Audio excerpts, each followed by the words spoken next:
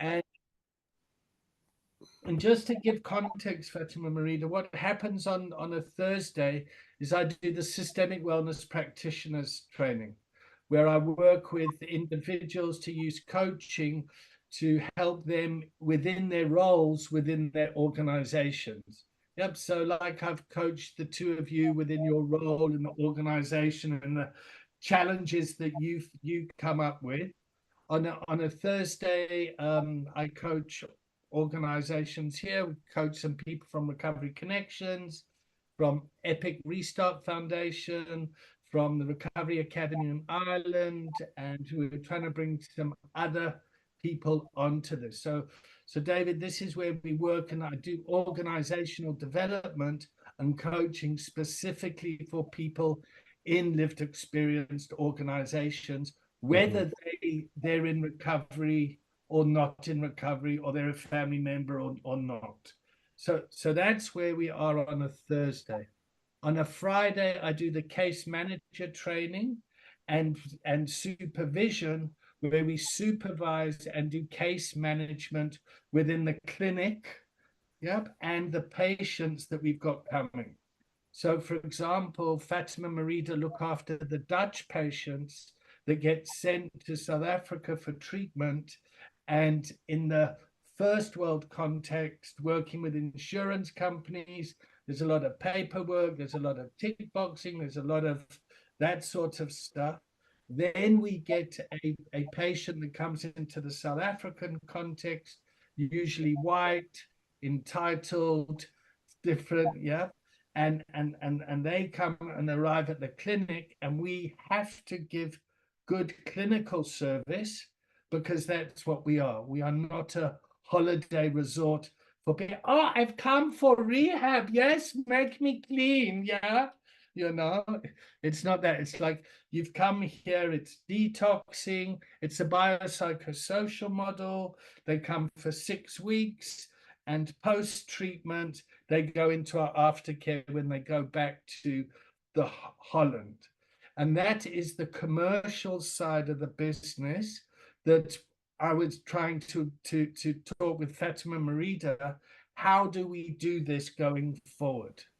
Yeah. And Fatima Mureeda, as you know, in the UK, I've set up the Ubuntu Academy of Coaching, KIC, which is a community interest corporation, a charity, yeah, in the UK, which is very much like UACT in South Africa, to to help at the grassroots level, because personally, that's the space I like to work in. I like to just kind of run out and give it away and do all that sort of stuff. So, you see, did you see that look, David? I That, noted that. yeah, that look is like, yeah, there he fucking goes again, giving it all away. And then we sit here and we're hungry. Yeah, you know him. He just wants to do good in the world. So, We call it the side eye in my house. you The call it the what? side eye. Giving The the side. side. Oh, Yeah, yeah, yeah. yeah. Look here, the side. Yeah. So, so David, if you could take a couple of minutes just talking about your previous paper that you did Yeah. around colonialism and all that, just to help orientate Fatima Mureeda to support you in what you want to achieve. Yeah, so I had a bing bing moment a number of years ago when working on a project with people with lived experience of addiction. And long story, but I'll condense it into the headlines. And this one guy was saying, how society really messes you up. Actually, we've got to live in these spaces that have really screwed you up. And he said, but in recovery, um, the practices that you gain are like the antidotes to all of the stuff in society that messes you up. And so often, I think the gaze in addiction recovery is on the individual. So, what happened in their childhood, what's their environment like, so on and so forth. You go through that life course history of what's happened to them, positively and negatively. And it kind of, what that does is unintentionally kind of responsibilizes that person or people like them with those characteristics, with those types of experiences. So in England, it's like it's the poor people, it's the people in council houses, on benefits, so on and so forth. It's the offenders, the deviant people, the bad people. Okay. And what that does is that it gives a them and us type perspective. And then when you add to that kind of, you have to move. I'll wait till you kind of stop. I'm just going to blow my nose. I'll take while you get sorted. 1 second.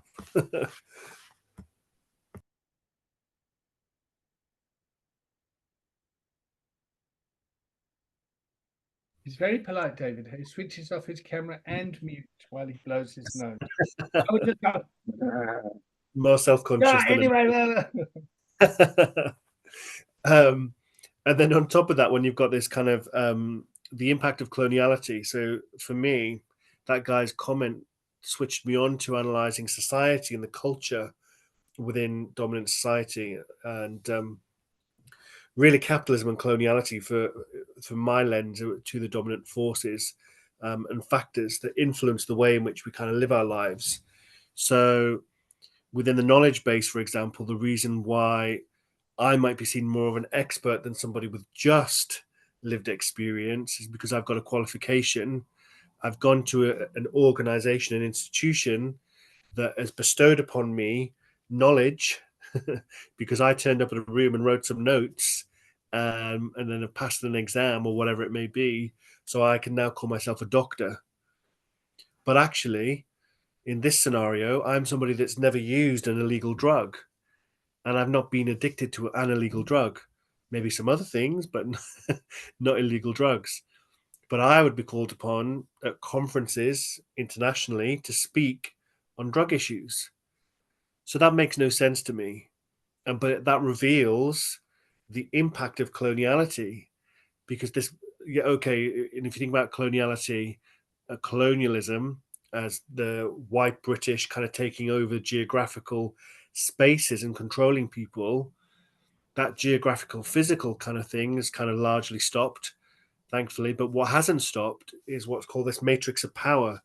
So that it's like the lenses and the paradigms that we have about the world and the way we structure our lives is influenced still by the white male Western European lens.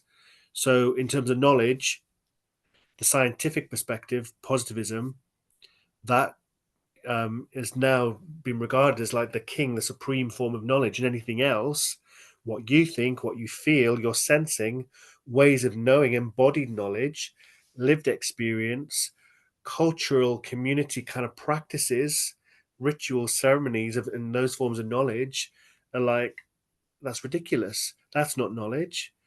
It might be leisure or kind of, something that those types of people do, those woo-woo people or whatever, but it's not knowledge, because in order to be knowledge, you've got to have a methodology and you've got to follow this scientific objective process, which is a load of nonsense. Anyway, this is a long-winded story. So for me, I kind of mapped out the impact of coloniality and how that causes, along with capitalism, isolation in our society, that we all operate these separate individual units, and it's really fragmented or broken communities. Thinking here just in the UK context. And then we're all in competition with each other, both in terms of our neighborhoods. It's about, is my car nicer than yours? Is my house bigger and nicer than yours?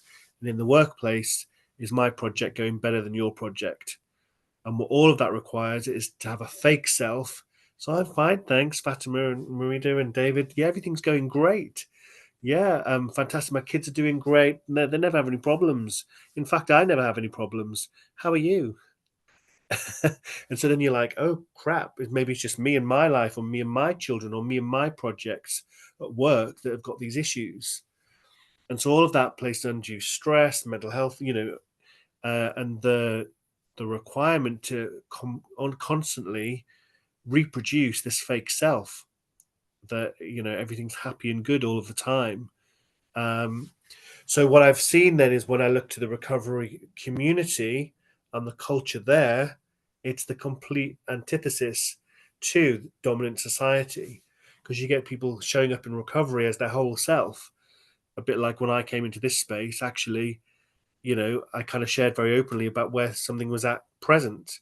I didn't kind of come in, oh, okay, it's the first time meeting you two. Yeah, I'm good, thanks, David. I'm checking in with sparkly glitter and happiness, you know? So you bring your whole self into a space and it's authentic.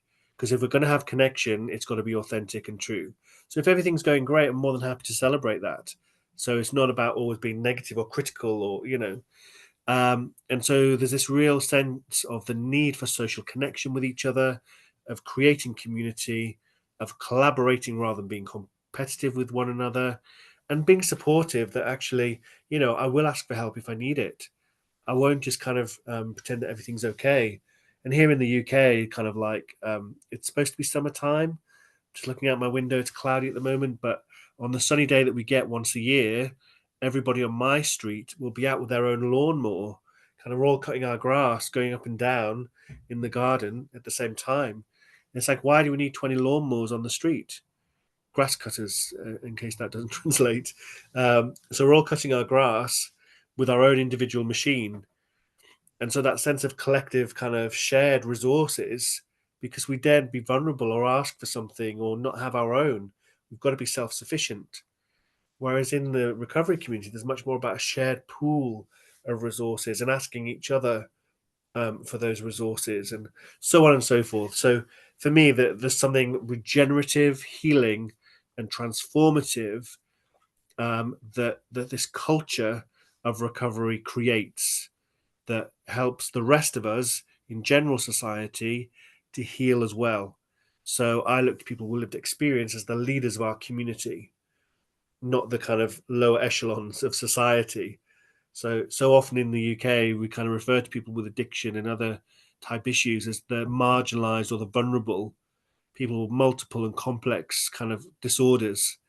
And I think it's quite the reverse because research shows now that people with addiction in addiction recovery have higher levels of quality of life, higher levels of well-being than the general population. Why is that? Because they live in a different culture. They've got different habits, practices, ceremonies, rituals to maintain their own recovery, but also in their friendship and social networks, they live life differently. So thanks, David, for letting me just kind of go in my little rant there and describe my work. Wonderful. Thank you. Thank you, David. Fatima, Mureeda. Let's hear from Mureeda. And I'll tell you what I'd like to hear from you, Mureeda, is like, I know you've both done lots of schools programs and going into schools and working with kids and all that. But what I am interested in, Mureeda, is when you receive students that have come from an academic institution and what it's like for them to learn about how you guys run the clinic. That I would find interesting personally. Are you okay to make something up?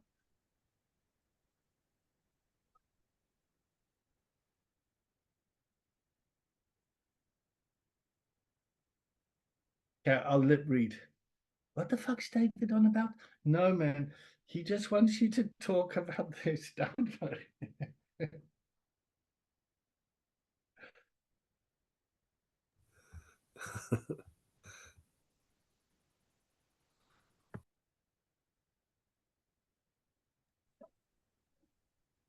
David. Yes. Okay, so when the SACAP students come, they first do orientation with me. I have a meet and greet with them. They tell me what they're coming in for, how long they're going to be with us, and then I orientate them around our program, what we do. I ask them to participate in our treatment program, not as a student. Mhm. Because SACAP's ethos and ours are different. So I asked them to participate as they are a patient coming in for support and recovery from their own staff. Okay. Brilliant. And in that space, they will learn, heal, and grow. So for the first 3 weeks, I asked them to do the full program. They obviously cannot do all the classes, but they do most of the classes. In that time, I monitor and supervise them to see their growth in the whole process. to see what support they need, what are they struggling with. And we continue that for 3 weeks. After the 3 weeks, if I also, so obviously every week I supervise, and by the third supervision, I ask them to prepare a 3-week group facilitation for themselves on spiritual principles, the brain and the mind, community and growth, but something that they want to bring into the facilitation room. So say, for instance, they want to do self-esteem, mindfulness, whatever that looks like for them, what's their niche, you know, in the space.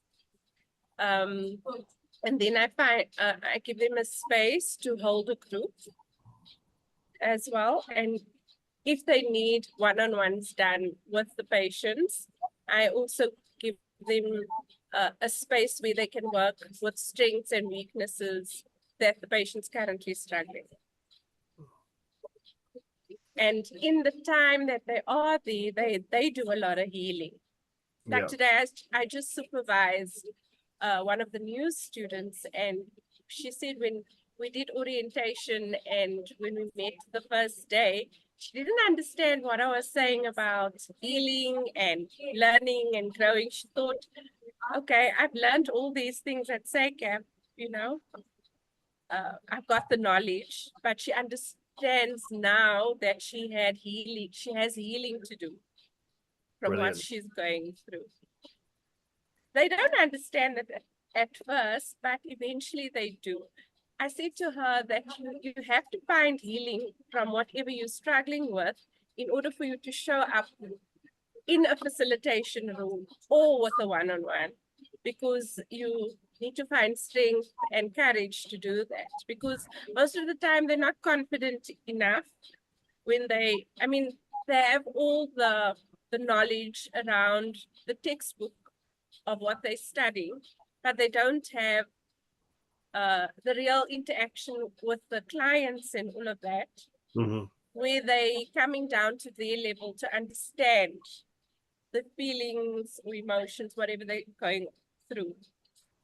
So a lot of them don't have emotional intelligence especially when they like really just following the textbook.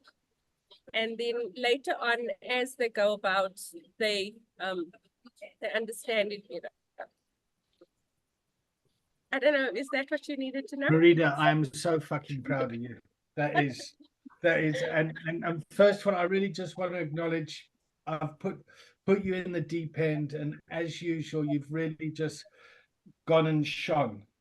So if I can build on top of that, if that's all right with you, David, and what I want to do now is just take the challenges that Mureeda is fixing and addressing at the clinic as to what happens at Recovery Connections when normal people come into a lived experienced organization where people are used to their feelings and they've done their personal work, but that individual, that normal person that's got the academic credibility, but they haven't done their personal work, they can come into Recovery Connections and it's quite traumatic, you know, and that's what Mureeda's talking about, you know, the challenge of when these students come in, they're unconsciously incompetent.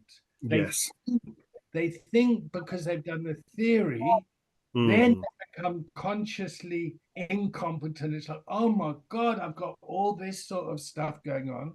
And we see it a lot in the world of therapy, yeah, or healers. Lots of therapists have done the theory, but they haven't done their own personal work. So there's a disconnect.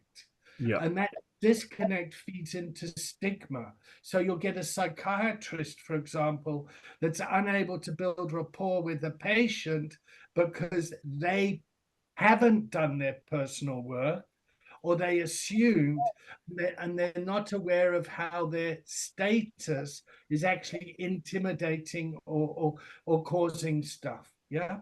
So it's like me being a white straight male walking into a room, Fatima Mureeda, 2 Muslim women, yeah, if I'm not conscious around my impact that I'll be having on another race or culture or gender, if I'm not aware of that, yeah, that's going to cause conflict.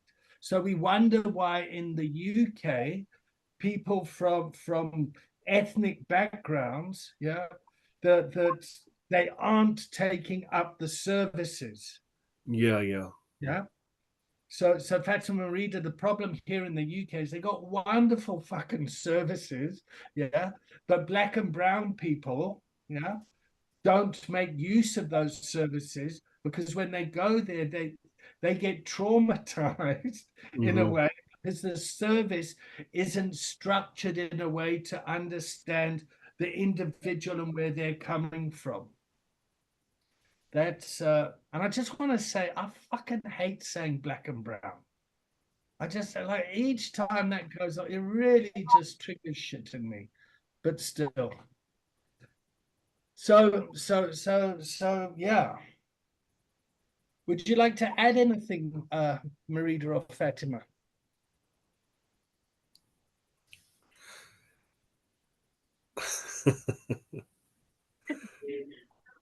No, it's so thank you for the information, David.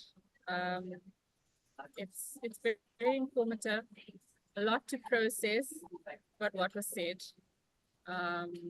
And I mean, I think we're doing a great job in South Africa, in our little community. So yeah, I I hope we can do much more. Over, I mean, it's broader than this. So yeah, let's see. So what's it like for both of you now? Because you've employed and created the therapeutic team there. You've employed the professionals. Yeah. So what's that like being in a leadership role where you've got to tell these people how to be and behave and do and act and that you're the bosses? It's very hard. I mean, I avoid completely the conversations. And it's basically just a build up for me. When I'm hurtful, I'm hurtful. And then I'm just going to tell you the way it is, which is not healthy. I know. Just to translate for David, hurtful means your ass is full of it. You just died. Yeah. Like it was a bit like you checked in. It's like, fuck, I was working till 9:45 last night, and then I receive an email from my boss saying this. That's what Fatima's talking about. Yeah. Carry on. Frustrated. Yeah. Yeah. So I know I need to do that personal work on approaching people when shit hits the fan. Good. So because I work with in the program with the counselors and the social workers and the students and the patients, I have lots of conversations with them. I always bring them back to our ethos and our program. So for me, I do struggle with it as well, especially because they sometimes it seems like they inclined. Yeah, entitled because what do we know, you know? But I just always bring them back to what we've been taught, because, and I always tell them that we're not like other facilities. This is our ethos. This is how we do things. You know, we work in a space of love, care, and compassion. You need to be able to understand clients. I mean, everything is not like black and white. Lived experience, life experience is not in that text. You know, I don't know, I always just bring them back to what we know, what you've taught us. Yeah. So Fatima, if you don't mind just talking, you've just had to go through re-registration with the Yes. department, yeah? What are some of the challenges there? So David, re-registration is like CQC coming around. Okay, yeah. So yeah, I had Did you to put see a that breath, David? Did you see that? It was like,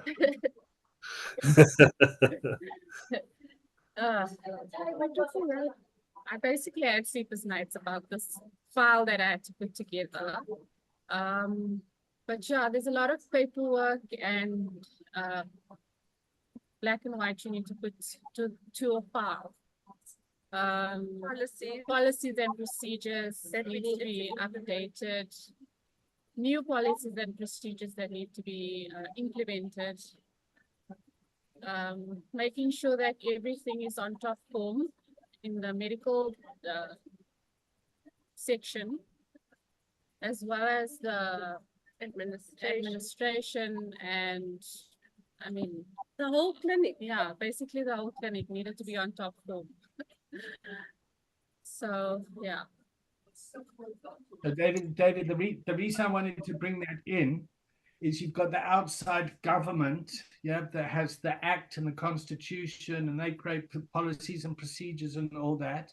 And often those have in of themselves made it very difficult for us to do our work because of that projection that has been kind of created from the war on drugs. So just to give you some context, in South Africa, I think 3 years ago, marijuana was decriminalized, and recently legislation has just made it legal now for anyone for medical use. Now, the 15 years before that, the 20 years before that, the approach was action, behavior, consequence. Marijuana is illegal, bad person, don't do it. Yeah. Now legislation has changed. It's changed the ethos of treatment. When you've got school kids that are coming in smoking dope, the parents are still freaking out, and legislation and in South Africa, there's a big Christian element. So there's a huge moral lens that still plays it. So we can't get methadone, we can't get the synthetic opiates to address the opiate crisis we got there. So there are huge challenges in that way as well. And can I just ask, in the clinic, what proportion of your staff, if any, beyond yourselves, have got lived experience? So you're talking about the people you've hired who kind of got the academic qualifications, but would there be others that you've hired with just lived experience? Or have I misunderstood? No, they're muted. Sorry, most of them have lived experience.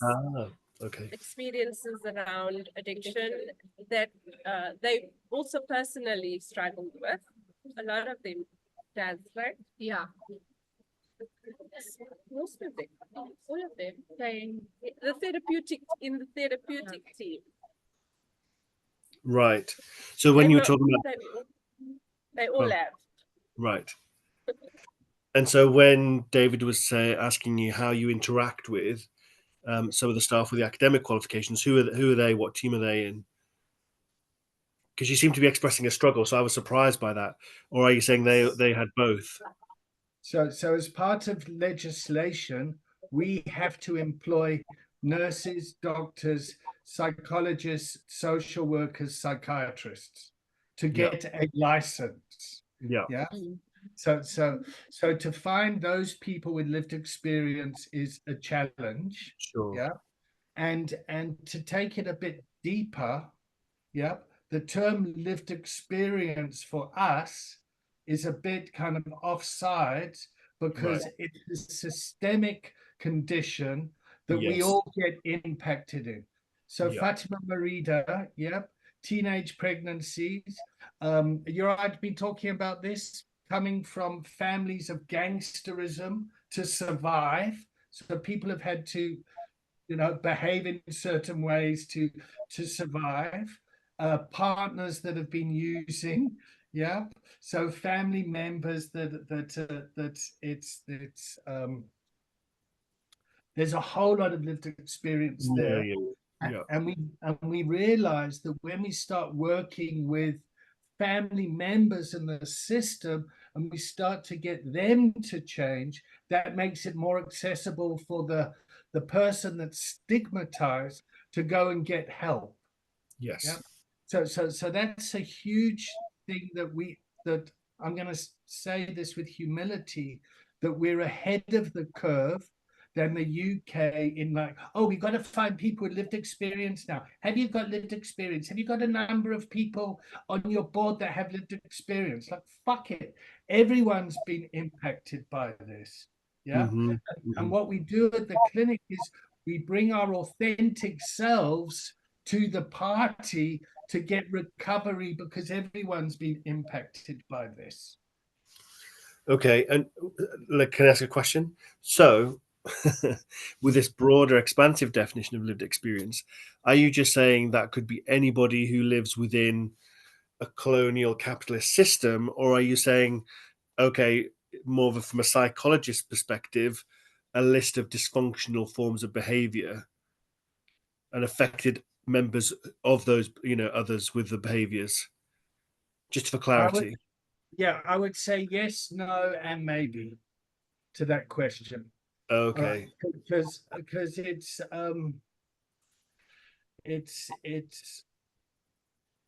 so one social worker, Tane, yep, she had own personal lived experience using drugs and went the 12-step recovery route. Yep. Myself, I went the 12-step recovery route. The whole clinic was born out of people on the 12-step recovery route. Yeah. And we went into the Minnesota model. Yeah.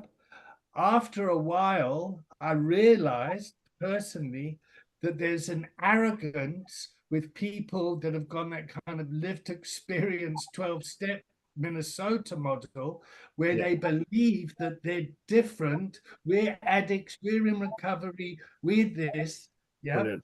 And it took me a while to realize the humanity in other populations and the humanness, and to see how the antisocial behavior of the addiction impacted others. Yeah. So to give you an example, alcohol abuse in South Africa is off the charts. Yeah. You've got 17,000 road deaths a year, 17,000, and the majority of that is alcohol related, drunken driving and pedestrians getting killed. Yeah. If you lose a family member through alcohol abuse related accident, do you have lived experience as a result of a substance abuse problem? Oh, I can feel my kokoros actually coming up now. This is where I get passionate about this. Yeah. You see Mureeda with the big eyes to fat. He's like, oh, fuck, there he goes. Yeah.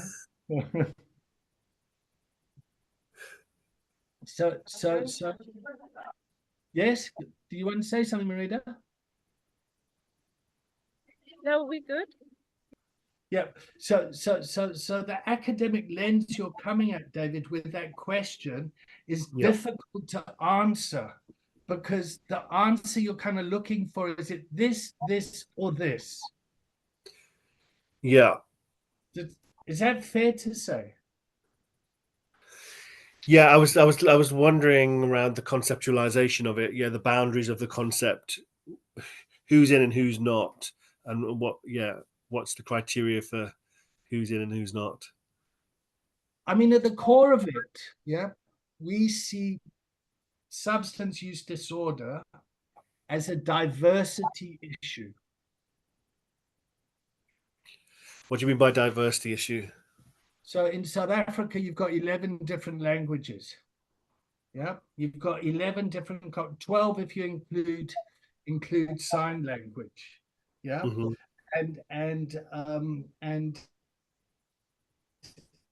and diversity issue is like people that take drugs are responding in a way that's kind of neurodivergent to other people. Yep.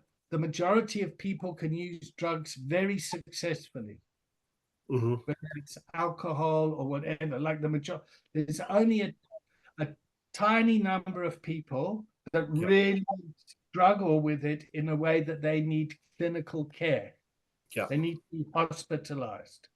Now, don't get me started on the private business of mental health and the private rehab industry, where you're taking somebody and saying, oh, they need treatment and they need to go into a facility and we need to milk the family of millions because they're sick and all that stuff. That'll get me going off another tangent.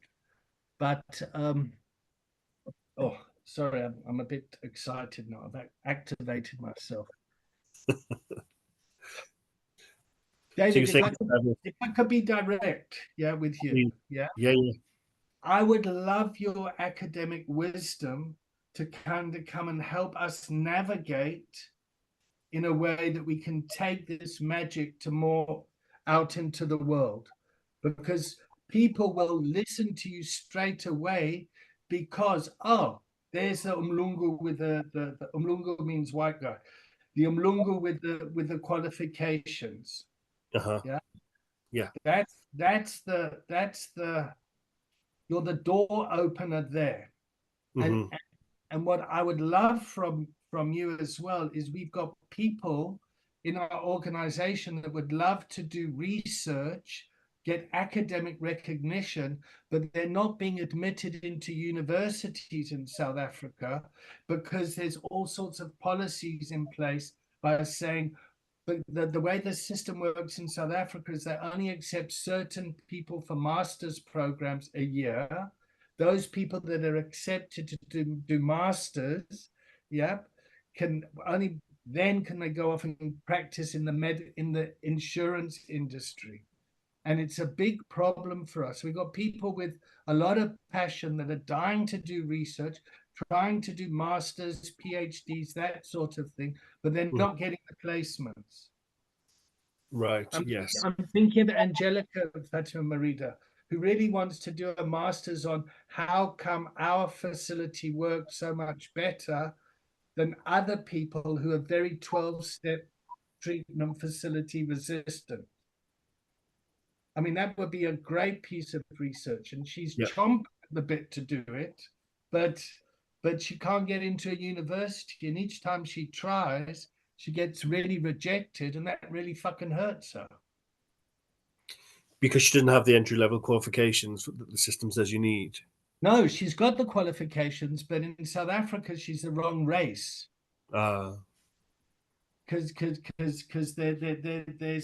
there's legislation in place about Black economic empowerment, which is a very good thing because we need to get the balance right. But it's a very bad thing when you want to kind of get a career and get a job and to go and fix a traumatized world.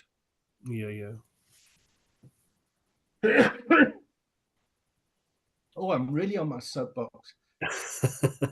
Fatima Mureeda, we've run 20 minutes over for you. Are you still okay? We have 10 more minutes. Oh, thank you so much. Is that fine? Yeah, that's fine. Yeah, and see, that's what when you said the traumatized world, so when linking this back to lived experience, I was wondering if that's therefore what you meant, because I think that's what my research is pointing to, that in a colonial, capitalist, patriarchal system, we're all traumatized, all living in dysfunctional, addictive ways. And yes, on that spectrum, as you were saying, only a minority of people end up in addiction that need to be hospitalized, but we're all relationally, social, culturally, etc., operating in these ways that are harming us. And so that's what I was wondering, is that what you mean by lived experience, just living under the structures of? Yes, well put, David. I will use that. Thank you. Great. Well, let's partner because we're both on the same page. Good. Well, we have partnered. Just going back to the next hurdle would be to build a relationship with Fatima and Mureeda, and then they kind of go, oh fuck, David's on another one of these fucking things, or actually they buy into it and go, yeah, you know what, Mureeda, yes, Fatima, this makes sense for us. And linking to the research thing, I'm jumping around now, my head's kind of firing. It's part of my mandate is wanting to instill graduate level skills and knowledge around research methods. So hence my conversation with, it was Anne-Marie for the accreditation thing. But that would only give CPD hours. So it doesn't sound like in this scenario it would give enough credibility to do what it needs to be done. But one of my missions is to release people with lived experience to be able to collect the data and tell the story, so we can cut out myself as the white academic without the direct lived experience of addiction, so that you guys tell the story. That's what I want to validate through my work. So how can we support you? So yeah, it's working out what level. Is there a qualification that we can create? I can create, we can create, etc. I've got the knowledge to pass on, but how do we accredit that knowledge in the system so that it gives the relevant level of credibility? So are we allowed to accredit ourselves and build our own university or our own school? Because the UACT Trust has three things. It needs to train people, empower individuals so they can go out and improve treatment. Yep, and Fatima and Mureeda are two perfect examples. No experience, they've been trained, they've been empowered, and now they run a fucking clinic, a very successful clinic in Johannesburg, and they've done stuff in their communities, in schools and things like that, and they're training other people now. So that's real testimony that this works already. What we're doing with the cricket coaches around the country is taking the same thing. We're training them. They haven't had lived experience in terms of substances, but the kids and the people, the families that are coming to them are all impacted by this. And the coaches there are going, shit, how can we help them? They're being empowered, and now they're providing a treatment. Sorry, Fatima Mureeda, I just get very excited with this stuff. It's my academic narcissism, which is driven by my wound of not being seen by my father, who got a doctorate at Oxford at 72 in ethics. So I'm going to cry.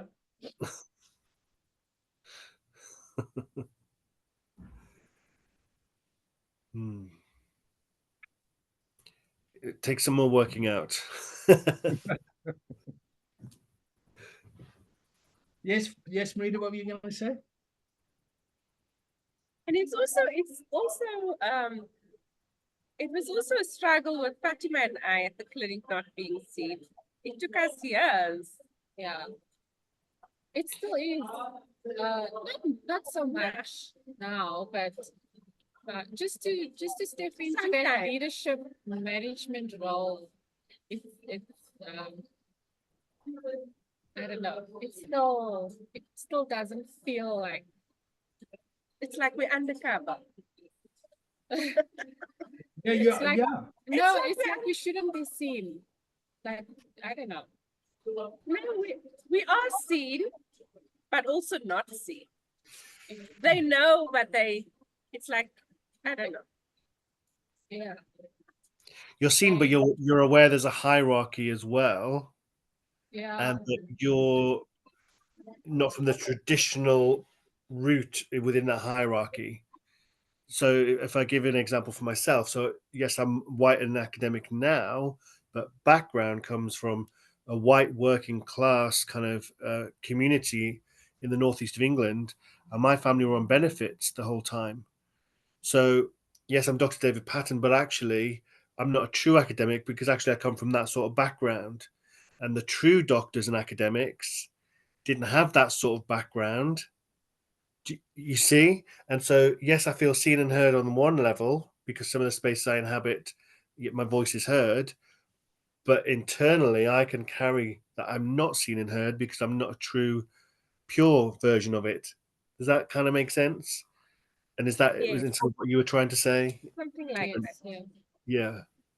Well, it's that internal and external oppression, and Yes. and Fatima Mureeda being two Muslim women, would have been oppressed, growing up in apartheid South Africa, and with all due respect in Muslim community, and so it's kind of instilled, and now they have to kind of, right, where's your voice, speak up, da da da. That has been a huge achievement for them both to do that, and to get over the internal oppression. It's like, oh fuck, I can't be doing this. So when they say, yeah, we're kind of doing it, but we're doing it undercover, and when actually I would be fully supportive. It's like, fuck you, I'm in charge, da da da.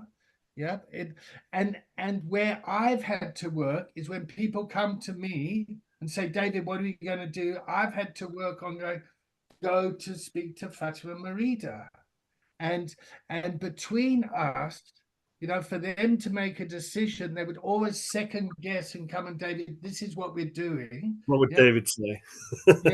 Or they'll keep information to themselves because they don't want to upset me, which also doesn't help us in the organization. So we've had to work around that. And also Fatima Mureeda dressed the same. They're two gorgeous women. They both dress the same. And then people come to me and say, but don't you think it's strange they dress the same and all that? And it's made me kind of think, but hang about. All Muslim women are kind of wearing burqas and things like that. They all dress the same. You don't say anything then, but because they're dressing the same in kind of Western clothes, then it becomes some sort of like sexual thing that they're up to or something. It's a very interesting world we live in. I hope I haven't been offensive in any way, Fatima Mureeda. David. Sorry? No. No, It's all okay. good. Yeah. You get it. But we have a story around the reason why we dress the same. What's the story? Well, it's when we started our schools program and we went out to the communities, and this is how the kids recognized us In uniform and dressing the same. Yeah. And the one time we had to go there for a whole month and we didn't have enough clothes. So from then, and the kids asked us, why aren't we dressed the same? They freaked out when we weren't dressed the same. And we just made it our thing. Now everybody knows it's like our partnership, I mean, we are a team, we're partners in everything, in our work clothes. Yes. Yeah. So we're stronger like this together. Yeah. Fabulous. So there you go. Wow. So there is a method. I never knew that. Thank you so much for telling me. Great. Because of the kids. Okay. All right, everyone. It's coming up to 4 o'clock for me. I need to jump. David, thank you so much for jumping on the call. Fatima Mureeda, thank you so much for this spontaneous meeting. I do hope we can start strengthening the ties with David and continue to strengthen our ties with Recovery Connections. And I'd love to look at creative ways of doing research, David. Yes, let's drop me a line and let's just have a chat at another point. That would be great. It's my next thing to set up, David. So that's almost on my agenda like now. So sooner the better, really. Great. Whenever you want, mate. I'm Okay. ready. Always got time for you. Fabulous. Lovely to meet you, ladies, and so inspiring. Lovely to meet you, David. I've learned so Thank much you. just listening to your journeys and stories. So thank you so much. Thank you for having us. Thank you. Bye. Take care. Right. Bye. Bye, everyone. Bye. Bye. Bye. Bye.